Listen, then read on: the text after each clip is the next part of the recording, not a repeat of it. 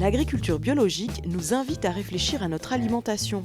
Que mangeons-nous? Comment ces aliments ont-ils été produits? Par quels agriculteurs? Quelles sont les conséquences de notre alimentation pour notre santé, mais aussi pour la planète et pour l'état de l'environnement? Au-delà des promesses de la publicité ou des messages simplificateurs qui nous enjoignent de manger moins gras ou plus sain, les projets territoriaux autour de l'agriculture biologique peuvent être l'occasion d'engager une véritable activité éducative. L'enjeu pour certains de ces projets, former et diffuser des informations pour que chacun puisse choisir.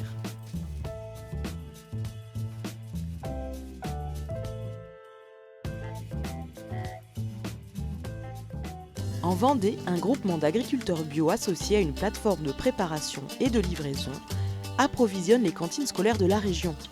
Les cuisiniers qui participent à ce projet sont fiers de leur métier et de ce qu'ils apportent aux enfants. Autrefois on disait la cantine, maintenant on dit le restaurant scolaire. Et puis aussi on a une fierté quand on croise un élève dans la rue. C'est ce que je dis toujours aux filles, parce que des fois elles disent bah oui, ils mangent pas, c'est super bon. Je dis mais on a notre conscience pour nous, on sait ce qu'on envoie, c'est une éducation au goût. Et un jour, ils sont dans une période qui n'est pas facile, l'adolescence, et un jour, quand ils reviennent, ils disent toujours bah, qu'est-ce que c'était bon, qu'est-ce qu'on a bien mangé, ou finalement on regrette les légumes. Cette initiative a également donné envie à un enseignant de SVT d'initier un potager bio dans son collège. L'objectif de cette idée ludique et pédagogique, comparer un potager d'aujourd'hui et un potager du Moyen-Âge. Une initiative pluridisciplinaire vivante pour apprendre l'histoire et la biologie des plantes comestibles. Et c'est pas un gadget en plus, hein, c'est pas un outil. En SVT, on utilise beaucoup d'outils, mais là, j'utilise le potager dans presque 50% de ma programmation annuelle. Donc c'est considérable. Il y a beaucoup de chapitres que je peux traiter en 6e, 5e notamment, grâce au potager. Donc c'est un atout considérable.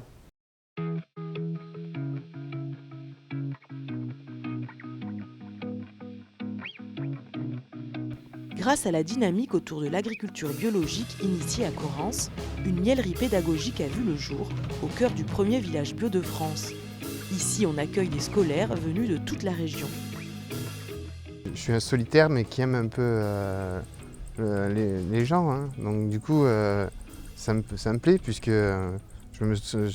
personne ne m'accompagne sur les ruches. En général, ils n'ont pas envie, ou très peu de personnes. Du coup, avec mes ruches, je suis tout seul, je suis tranquille. Et puis à la mielerie, je peux parler de mon métier avec des gens qui sont intéressés. Et ça me plaît aussi, quoi.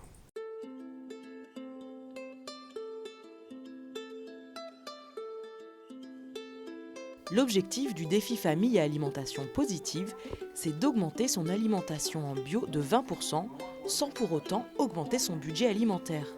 Une manière ludique de sensibiliser les foyers au changement des pratiques alimentaires.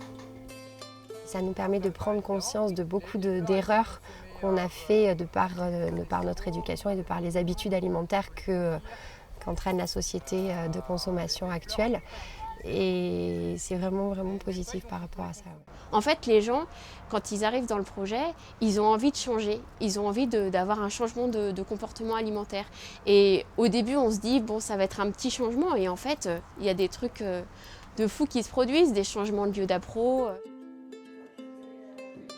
En plus de répondre à une demande sociale forte sur la préservation de l'environnement et la qualité de l'alimentation, l'agriculture biologique peut parfois jouer un rôle éducatif. Ma maman fait plus de cuisine bio comme la ratatouille. On a réussi, c'est à cause de la nature et aussi du projet.